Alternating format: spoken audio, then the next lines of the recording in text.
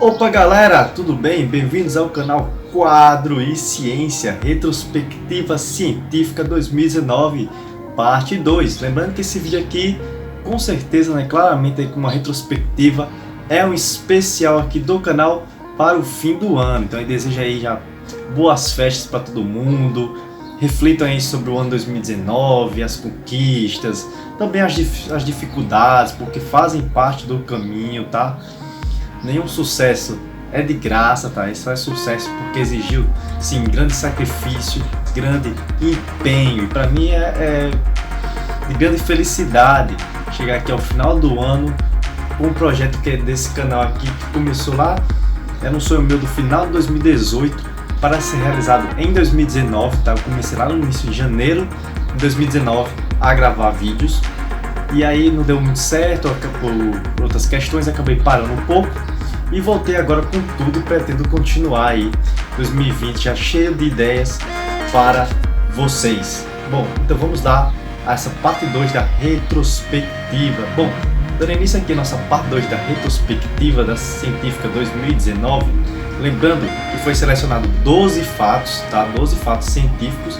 E agora nós temos os 6 últimos, tá bom? Começando aqui pelo 7º, lembrando que não é ordenado por preferência ou por mais relevante, menos relevante, foi ordenado simplesmente pela ordem cronológica dos acontecimentos durante o ano, tá?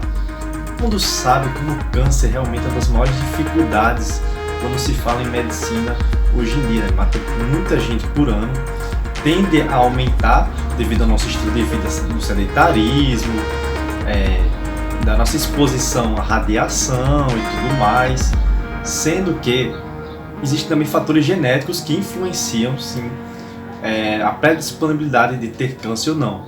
Sabemos que existem muitos tratamentos como a radioterapia, a quimioterapia e até alguns casos de cirurgia contra o câncer, mas nós não temos a tão almejada cura do câncer, principalmente quando se trata de tumores que já atingiram o estágio que a gente chama de estágio final, aqueles tumores que não existe muita esperança aí na medicina para se curar e o paciente fica basicamente esperando um milagre. Então é algo muito tenso. Às vezes, só lembrando que ter câncer não é necessariamente uma sentença de morte, tá? E é o que mostra essa pesquisa aqui brasileira da USP, tá? Uma terapia genética, isso mesmo, usando a genética para que o seu próprio corpo, seu sistema imunológico, ataque as células cancerígenas. E deu certo, nós temos um paciente que foi curado quando ele já estava praticamente sem esperança alguma, em estágio terminal. Com vocês, uma pesquisa brasileira, uma terapia genética contra o câncer. Terapia genética brasileira contra câncer, em outubro.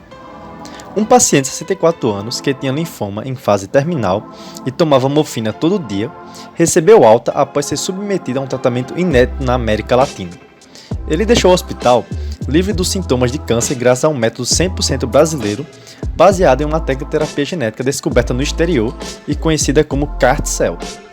Os médicos e pesquisadores do Centro de Terapia Celular, CTC FAPESP USP, do Hemocentro ligado ao Hospital das Clínicas de Ribeirão Preto, apontam que o paciente está virtualmente livre da doença.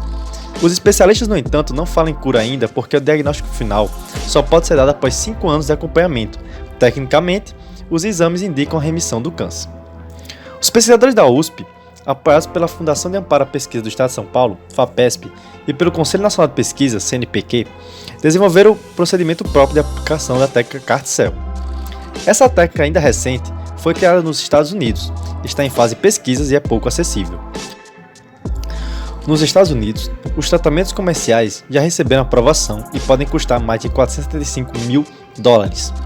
O paciente submetido ao tratamento no Brasil é o mineiro Vanberto Luiz de Castro, funcionário público aposentado de 62 anos. Antes de chegar ao interior de São Paulo, ele tentou quimioterapia e radioterapia, mas seu corpo não respondeu bem a nenhuma das técnicas. Em um tratamento paliativo com dose máxima de morfina, o paciente deu entrada em 9 de setembro no Hospital das Clínicas em Ribeirão com muitas dores, perda de peso e dificuldades para andar. O tumor havia se espalhado para os ossos. O prognóstico de Castro, de acordo com os médicos, era de menos de vida. Como uma última tentativa, os médicos incluíram o paciente em um protocolo de pesquisa e testaram a nova terapia até então nunca aplicada no Brasil. A CAR-T-cell é uma forma de terapia genética já utilizada nos Estados Unidos, Europa, China e Japão. Esse método consiste na manipulação de células do sistema imunológico para que elas possam combater as células causadoras do câncer. A estratégia de CAR-T-cell consiste em habilitar as células de defesa do corpo, os linfócitos T, com receptores capazes de reconhecer o tumor. O ataque é contínuo e específico e, na maioria das vezes, basta uma única dose. Segundo os médicos, Castro respondeu bem ao tratamento e logo após 4 dias deixou de sentir as fortes dores causadas pela doença. Após uma semana, ele voltou a andar. Essa primeira fase do tratamento foi milagrosa, disse o hematologista Dimas Tadeu Covas, coordenador do Centro de Terapia Celular, CTC-FAPESP, e do Instituto Nacional de Células-Troncos e Terapia Celular, apoiado pelo CNPq e pelo Ministério da Saúde. Não tem mais manifestação da doença, ele era cheio de nódulos linfáticos pelo corpo, sumiram todos. Ele tinha uma dor intratável, dependia de morfina todo dia. É uma história com um final muito feliz. É um tratamento caro e que requer um desenvolvimento científico importante, explica Kuhn. No ano passado, a Agência Nacional Norte-Americana de Vigilância Sanitária, FDA, aprovou nos Estados Unidos a primeira terapia gênica do mercado para leucemia linfóide aguda. Porém, o tratamento é caro e chega a custar quase $75 mil. O tratamento ainda não está liberado na rede pública ou privada de saúde.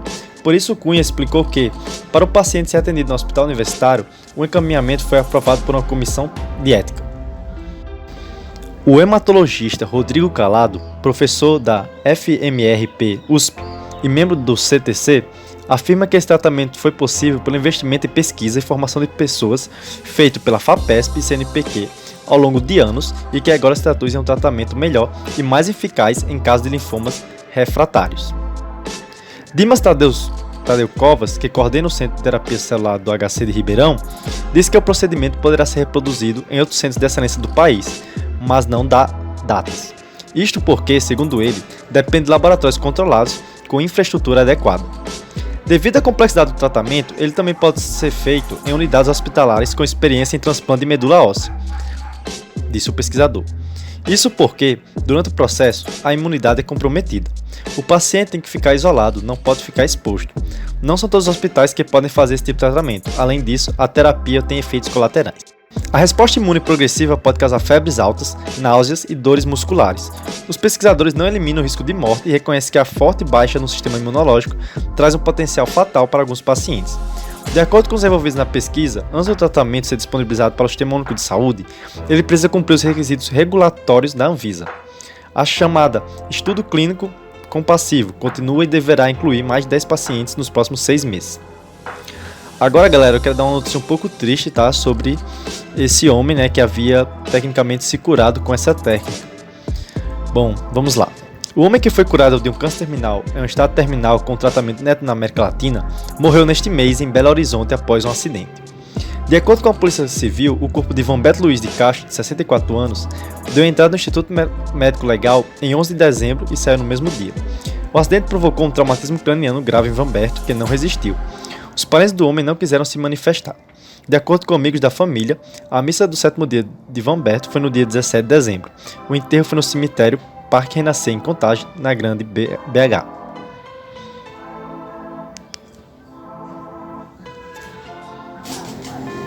Bom, após falarmos um pouco sobre uma pesquisa feita aí na USP, uma pesquisa no Brasil sobre tratamento de câncer, algumas ligadas à área médica, à área da saúde e biologia de forma geral, agora vamos mudar um pouco o assunto.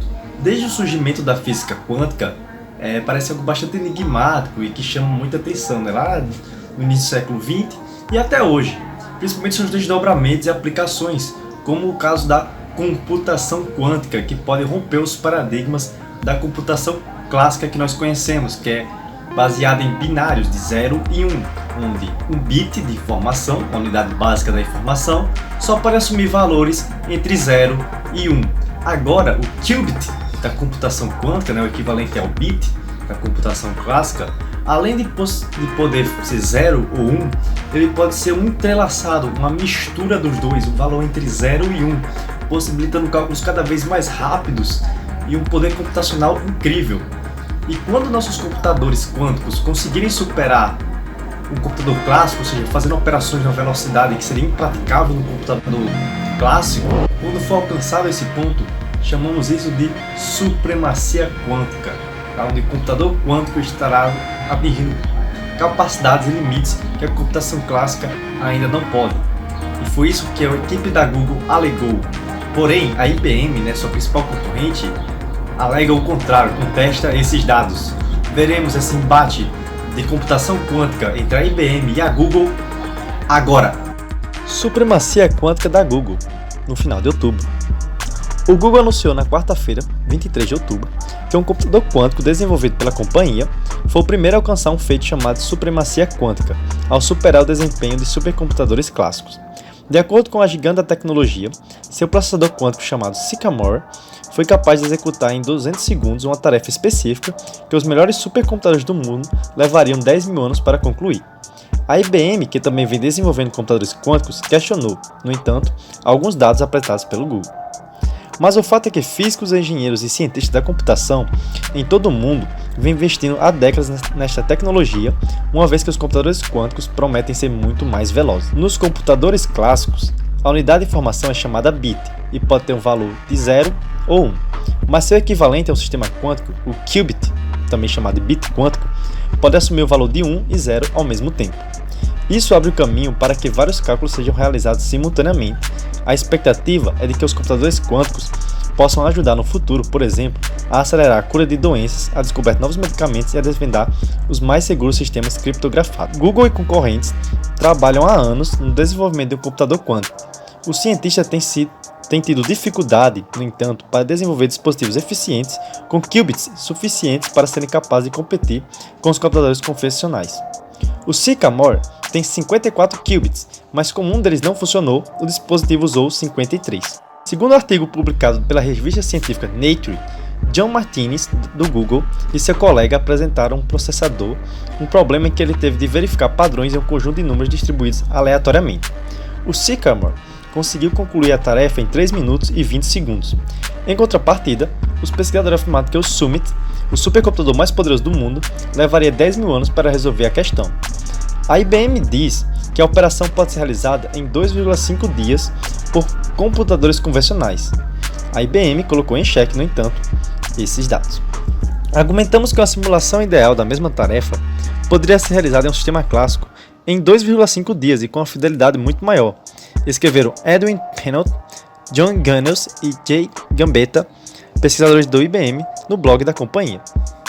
Essa é, na verdade, uma estimativa conservadora para o cenário mais pessimista e esperamos que, com melhorias adicionais, o custo base da simulação possa ser reduzido ainda mais. A empresa também questionou a definição de supremacia quântica apresentada pelo Google, sugerindo que pode gerar confusão. Primeiro porque, em sua definição mais estrita, o objetivo não foi atingido, mas sobretudo porque os computadores quânticos nunca vão reinar supremos sobre os computadores clássicos. Eles vão trabalhar juntos, já que cada um tem seus pontos fortes únicos, concluíram. Jonathan Oppenheim, professor da University College de London, no Reino Unido, avalia por sua vez que ainda estamos muito longe de um computador quântico real. É um dispositivo impressionante e, sem dúvida, um marco impressionante. Ainda estamos há décadas de computador quântico real, capaz de resolver problemas em que estamos interessados, afirmou Oppenheim, que não participou da pesquisa. É um teste interessante, mostra que eles têm bastante controle sobre o dispositivo e baixas taxas de erro, mas não chega nem perto do tipo de precisão que precisaríamos para ter um computador quântico em escala real. Em 2012, John Preskill, físico teórico do Instituto de Tecnologia da Califórnia, cunhou a frase supremacia quântica para descrever o momento em que o computador quântico finalmente supera até o melhor supercomputador. O termo pegou, mas os especialistas passaram a ter ideias diferentes sobre o que significa. E é assim que você acaba em uma situação em que o Google diz que alcançou a supremacia quântica, mas a IBM diz que não. Antes de explicar o que significa supremacia quântica, vale a pena esclarecer o que não significa, quando um computador quântico realiza um cálculo impossível para um computador clássico. Isso ocorre porque um computador clássico pode, de fato, executar qualquer cálculo que um computador quântico possa realizar, eventualmente. Com tempo suficiente, computadores clássicos e computadores quânticos podem resolver os mesmos problemas, diz Thomas Wong, da Creighton University. Em vez disso, a maioria dos especialistas interpreta a supremacia quântica como um momento em que o computador quântico realiza um cálculo que, para todos os efeitos práticos, um computador clássico não pode ser comparado. Este é o cerne da discordância entre Google e IBM, porque prático é um conceito muito confuso. Em seu artigo na Nature, o Google alega que o processador Sycamore levou 200 segundos para realizar um cálculo, que o melhor computador... Em seu artigo na Nature, o Google alega que o processador Sycamore levou 200 segundos para realizar um cálculo, que o melhor supercomputador do mundo, que por acaso é a máquina Summit da IBM, precisaria de 10 mil anos para corresponder. Esse não é um prazo prático, mas a IBM agora argumenta que o Summit, que ocupa uma área do tamanho de 2 quadras de basquete no Laboratório Nacional de Oak Ridge, no Tennessee, poderia realizar o cálculo em 2,5 dias. O Google mantém em sua estimativa de 10 mil anos, apesar de vários especialistas em computação entrevistados para este artigo afirmarem que a IBM provavelmente está certa nesse ponto. A reivindicação da IBM parece plausível para mim, enviou Scott Arison, da Universidade de Texas, em Austin. O que importa é que a máquina da Google está resolvendo um problema computacional de uma maneira fundamentalmente diferente do que um computador clássico pode. Essa diferença significa que toda vez que o seu computador quântico cresce até um único qubit, um computador clássico terá que dobrar de tamanho para acompanhar o ritmo. Quando o computador quântico atingir 70 qubits, provavelmente nos próximos 2 anos, um supercomputador clássico precisaria ocupar a área de uma cidade para acompanhar. Arison, emprestando uma analogia a um amigo, disse que a relação entre computadores clássicos e quânticos após anos é muito parecida com a dos anos 90 entre o campeão de xadrez Garry Kasparov e o supercomputador Deep Blue da IBM. Kasparov poderia aguentar um pouco, mas estava claro que em breve ele seria irremediavelmente superado por seu inimigo algoritmo. Kasparov pode se posicionar valentemente durante uma era de transição, que dura talvez 1 ano ou 2, disse Arison, mas os fundamentos da situação são que ele está brindando.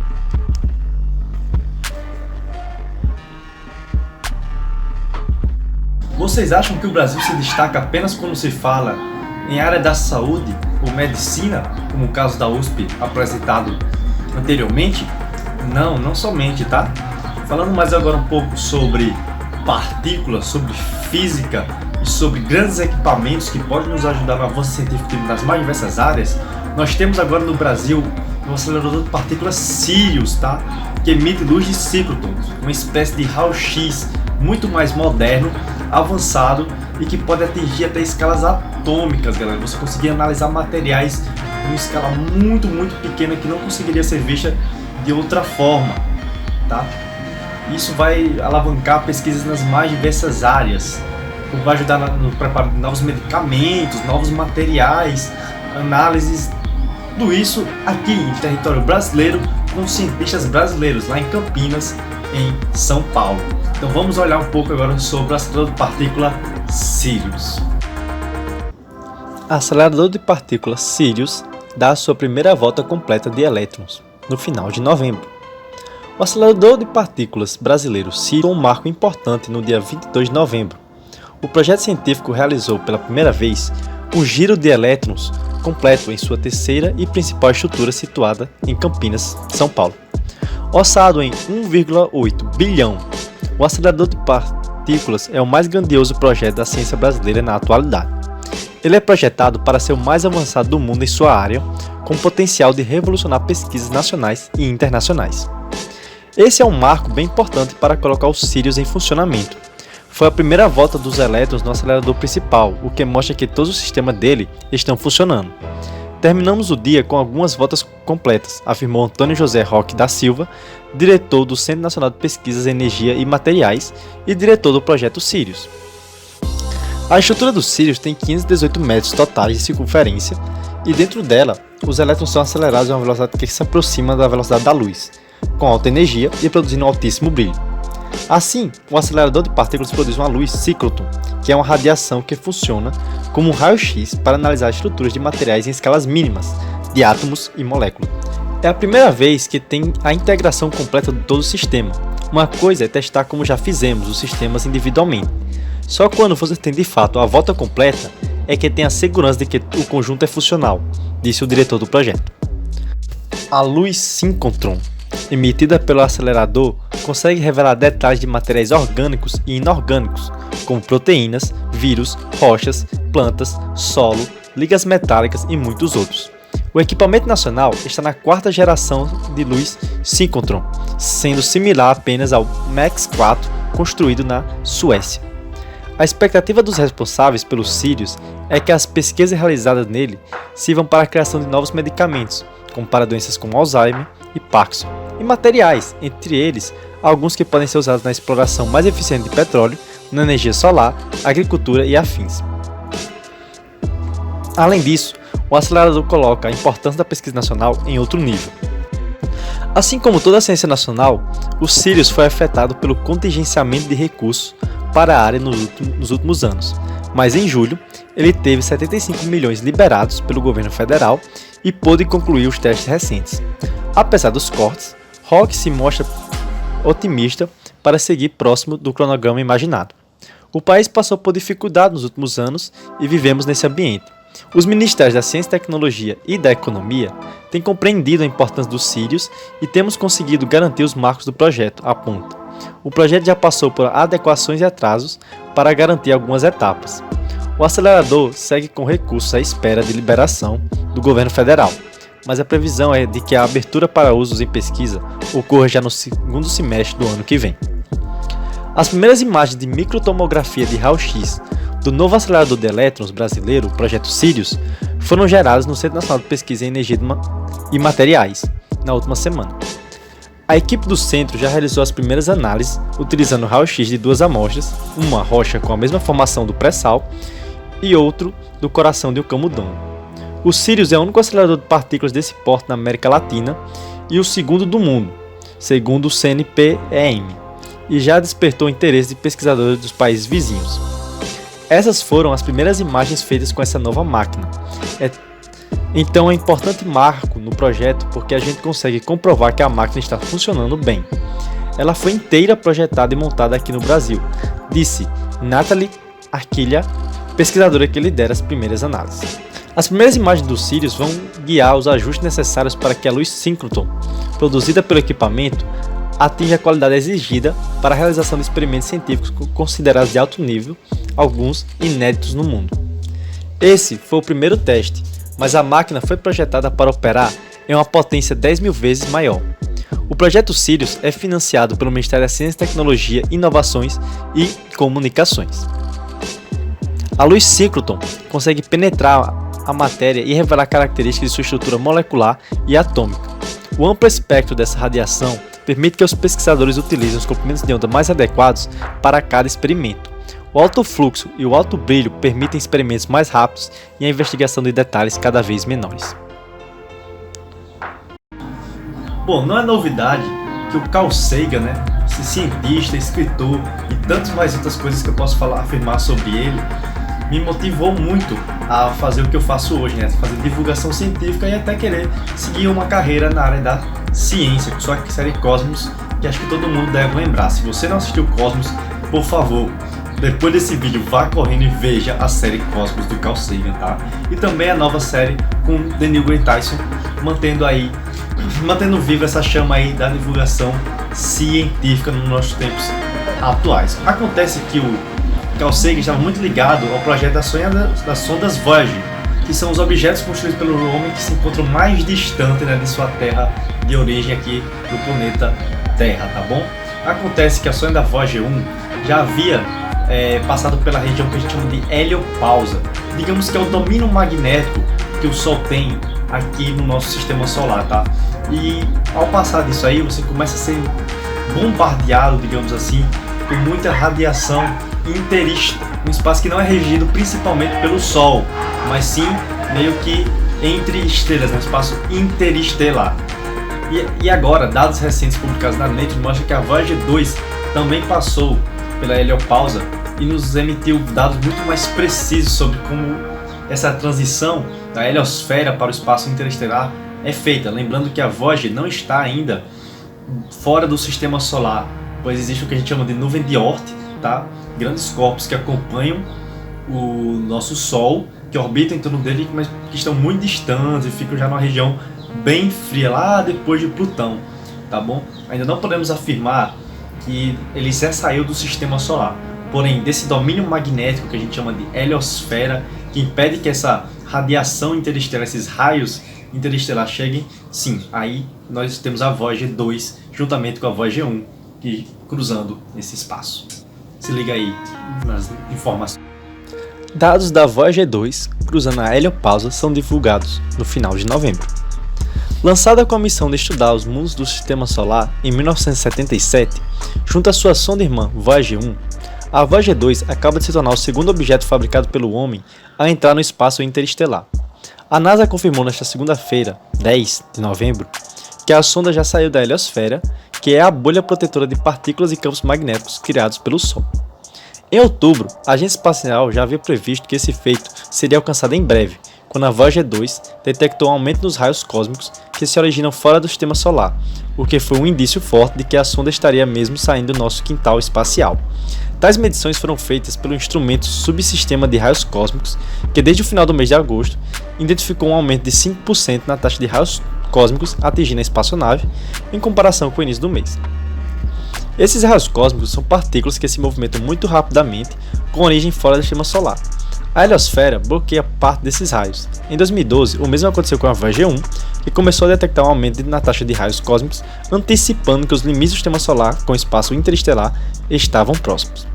De acordo com a NASA, a Voyager 2 atravessou a borda externa da heliosfera, chamada de heliopausa, no dia 5 de novembro. Agora, a sonda está a um pouco mais de 18 bilhões de quilômetros da Terra, com os operadores da agência espacial ainda conseguindo se comunicar com ela. Contudo, qualquer informação enviada pela sonda leva cerca de 16,5 horas para chegar até nós. Nossos estudos e se estendem a tudo que o vento solar toca. Fazer com que as Voyager enviem informações sobre o limite da influência do Sol nos dá um vislumbre sem precedentes de um território verdadeiramente inexplorado, explica Nicola Fox, diretor da divisão de heliofísica da NASA, empolgado com os dados que a sonda continuará enviando daqui em diante. Juntas, ambas as Voyager fornecem informações preciosas sobre como a nossa heliosfera interage com o constante vento interestelar que vem de fora, e essas observações são somadas com as obtidas pela missão interestelar Boundary Explorer e BEX. Ainda a NASA está preparando uma outra missão do tipo chamada Interstellar Mapping and Acceleration Probe, o IMP, que será lançada em 2024 para levar a um outro patamar as observações da Voyager. No entanto, sair da heliosfera não é sinônimo de sair do Sistema Solar. É que o limite oficial do nosso sistema estelar é considerado além da borda externa da nuvem de Oort, que abriga uma coleção de pequenos objetos que ainda estão sob a influência da gravidade solar. A nuvem de Oort é imensa e estima-se que levaria cerca de 300 anos para que a Voyager 2 alcance a borda interna da região, e possivelmente 30 mil anos para sair totalmente dela, aí sim abandonando de vez o Sistema Solar. Ambas as Voyager usam material radioativo para se alimentarem, e a potência saída do seu gerador térmico de radioisótopo, que abriga o material radioativo, diminui em cerca de 4 watts por ano. Isso significa que várias partes das sondas, incluindo suas câmeras, já foram desligadas para gerenciar a energia, mantendo-as vivas por muito mais tempo.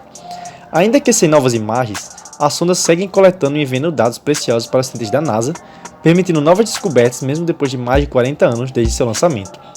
Lembrando que as duas Voyagers carregam consigo um disco dourado contendo sons, imagens e mensagens da Terra, além do mapa estelar, mostrando onde o nosso planeta está localizado no espaço.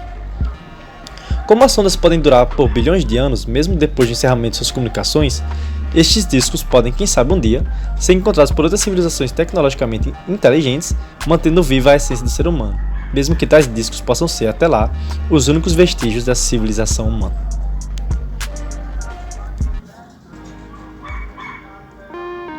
E para falar mais um pouco sobre o universo, né, porque eu não canso de falar de astronomia, bom, nós temos a sonda Parker aí, a missão que quer tocar no Sol, né, nesse astro-rei aí que nos rege, que nos ilumina todos os dias, tá? O Sol, que para que vocês sabem é uma estrela, né, estrela relativamente pequena, digamos assim, e a sua superfície tem uma temperatura de cerca de 5.000, pouco mais de 5.000 graus Celsius, tá? Porém, a coroa solar, que seria para o Sol, vou fazer uma analogia aqui, tá? O que a atmosfera é para a Terra, tá bom? Embora sejam feitas bem diferentes, até porque a coroa solar e o Sol, de forma geral, é composto de plasma, tá? Esse quarto estado da matéria. Mas digamos assim, a coroa solar é essa borda que fica ao redor antes da superfície. Por incrível que pareça, a coroa solar atinge temperaturas muito maiores, chegando na casa de 1 milhão de graus. E também está relacionada com os chamados ventos solar, que não são na realidade ventos, tá? São grandes rajadas de partículas radioativas carregadas vindo do Sol. E para poder entender mais sobre isso, nós mandamos uma sonda, tá? Que ela está lá e enviou várias informações, vários dados sobre o Sol para a gente, a sonda Parker. E nós vamos ver um pouco mais disso agora. Sonda Parker e a coroa solar no início de dezembro. A sonda espacial Parker foi lançada em 2018 com uma missão, entanto, desvendar os mistérios de um dos lugares menos explorados do sistema solar, sua própria estrela central. E um ano depois, a missão da NASA publicou nesta quarta-feira suas primeiras imagens e observações a partir da borda da atmosfera do Sol, onde nenhuma outra missão havia chegado antes. As revelações, distribuídas em 4 artigos publicados pela revista científica Nature, oferecem pistas sobre o mistério que integram a comunidade científica há décadas. Uma delas é: por que a atmosfera do Sol é muito mais quente que sua superfície? A superfície solar tem uma temperatura de aproximadamente 5.500 graus Celsius, sem dúvida extremamente quente, mas isso pode parecer fresco quando comparado à temperatura da chamada coroa, parte mais externa da atmosfera solar, onde ela pode chegar a casa de 1 milhão de graus Celsius. As observações da Parker revelaram que, em vez de serem irradiadas, as partículas do vento solar parecem ser liberadas como jatos explosivos. Tim Horbury, um dos membros da equipe de pesquisadores da missão, descreve o processo como uma constante explosão. Apenas analisando os dados de 2 órbitas, ficamos realmente surpresos com o quão diferente é a coroa vista de perto, quando compararmos com a observação feita a partir da Terra, explica Jan Casper, professor de Ciência e Engenharia Espacial da Universidade de Michigan, nos Estados Unidos, e líder da equipe que desenvolveu o SWIP, Solar Wind Electrons, Alphas and Protons, da sonda, conjunto de instrumentos sensoriais dedicados à medição do vento solar. Anteriormente, acreditava-se que a vibração dos campos magnéticos do Sol tinha um papel fundamental no aquecimento da coroa, e as publicações recém-divulgadas mostram que, de fato, as vibrações ficam mais fortes à medida que se aproxima do Sol. Cientistas se disseram surpresos com a diferença da coroa observadas a partir da Terra e da sonda. No entanto, além das vibrações, a equipe da NASA notou o papel adicional de ondas poderosas que Casper compara com ondas enormes e irregularidades no oceano. Essas ondas farem com que a velocidade do vento solar aumente cerca de 500.000 km por hora. É possível que cada uma delas dure de segundos a minutos, portanto, em questão de segundos, o vento solar retornaria à normalidade. Estamos realmente empolgados porque acreditamos que provavelmente isso abre um caminho para entendermos como a energia se move do Sol para a atmosfera, aquecendo-a, diz o professor. Em um período de observação de 11 dias, a equipe que monitora o SWIP também verificou diferentes picos na velocidade de partículas relacionadas com estas alterações do campo magnético. A equipe da Parker pôde observar ainda que o movimento rotacional das partículas ao redor do Sol chega a 35 e 50 km por segundo, uma velocidade 10 vezes maior que a estimada no passado. A origem do vento solar é outra descoberta da sonda solar. Existem ventos rápidos, cuja origem é sabida nas manchas solares, os buracos coronais, regiões onde a coroa solar é escura. E há ventos mais lentos, que sopram menos de 500 km por segundo e cuja origem permanece desconhecida. Algumas teorias sugerem que os ventos lentos podem se originar das serpentinas de capacete, grandes estruturas magnéticas presentes em áreas ativas do Sol. Mas a missão da NASA sugere agora que os orifícios coronais de baixa latitude constituem uma fonte para esse tipo de vento solar. Entre as observações iniciais destacam-se as dramáticas ondas magnéticas que varrem a atmosfera solar, aumentando instantaneamente a velocidade do vento até 482.000 km por hora e, em alguns casos, provocando uma reversão completa no campo magnético local. O vento atinge velocidades tão grandes que consegue inverter o campo magnético em menos de um segundo, diz Casper. Também desconcertante é a velocidade lateral do vento solar. O Sol gira no seu eixo uma vez a cada 24,5 dias terrestres, e enquanto rodopia, as partículas exaladas também giram inicialmente com o Sol. Quando o vento solar chega à Terra, viaja radialmente ou flui externamente como a água de um aspersor de relva em rotação. De certa forma isso faz sentido, mas quando a sonda Parker pelo hemisfério sul do Sol, mediu a velocidade de rotação do vento solar e descobriu que o vento está a girar em torno da estrela muito mais depressa do que se pensava ser possível. É cerca de 20 vezes maior do que o previsto pelo modelo padrão de rotação do Sol, diz Casper. Existem coisas fundamentais que não sabemos sobre a coroa solar e sobre o vento solar. Os ventos excessivamente velozes podem afetar a velocidade com que as estrelas evoluem. As estrelas recém-nascidas giram rapidamente e abrandam ao longo de eras, perdendo energia através desses ventos. E apesar de, aparentemente, nosso Sol não queimar mais rápido que o previsto, estes ventos extremamente velozes sugerem que a nossa estrela pode diminuir a sua taxa de rotação à medida que vai envelhecendo. Nos próximos 6 anos, a sonda seguirá uma órbita elíptica cada vez mais próxima do Sol até que tecnicamente o toque. As novas observações foram feitas quando a Parker estava a cerca de 24 mil km da superfície da estrela, mas no futuro, espera-se que a sonda chegue a 6 mil km, um recorde de aproximação para uma nave.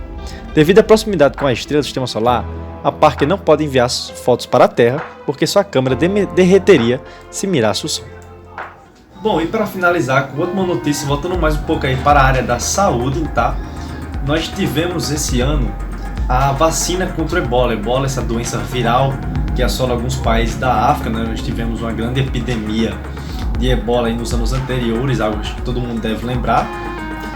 E ali em Serra Leoa e países próximos, é uma doença extremamente fatal, tá? E ter essa vacina agora é uma conquista muito legal. A OMS se posicionou sobre isso, sobre a aprovação dessa vacina aí na região da União Europeia. E também agora mais recentemente, aqui em dezembro, né, por isso que essa notícia ficou por último, nós tivemos essa vacina aprovada lá nos Estados Unidos, né? Pelo órgão equivalente ao que nós temos aqui no Brasil como Anvisa, tá? Seria a Agência Norte-Americana de Vigilância Sanitária, tá? Aprovou isso aí. Lembrando que a OMS incentivou muito essas pesquisas, tá? Para o desenvolvimento de uma vacina eficaz contra o Ebola, para poder imunizar as pessoas contra essa doença. Vamos ver mais um pouco sobre isso nessa notícia agora. A última notícia será 2 em 1, tá, galera? Eu vou falar um pouco sobre a liberação da vacina contra o Ebola nos Estados Unidos, por final, né? E inicialmente vou começar falando sobre a liberação da vacina na Europa. Então fiquem ligados. A Organização Mundial da Saúde, OMS, está comemorando a recente aprovação por reguladores europeus de medicamentos da primeira vacina contra o vírus Ebola. Trata-se de um triunfo para a saúde pública e um testemunho da colaboração sem precedentes entre dezenas de especialistas em todo o mundo, segundo a Agência das Nações Unidas.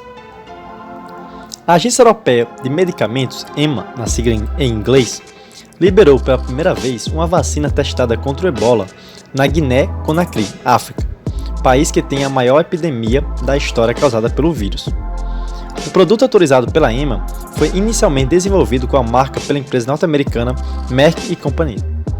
Mais de 236 mil pessoas já foram vacinadas. O número inclui mais 60 mil profissionais da saúde de linha de frente do território e nos países vizinhos Uganda, Sudão do Sul, Ruanda e Burundi.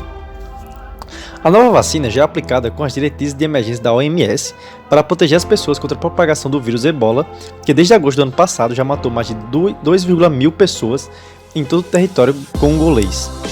Para o diretor-geral da OMS, Tedros Ghebreyesus, o produto já salvou muitas vidas no atual surto de Ebola e a decisão do regulador europeu vai finalmente ajudar a salvar muito mais.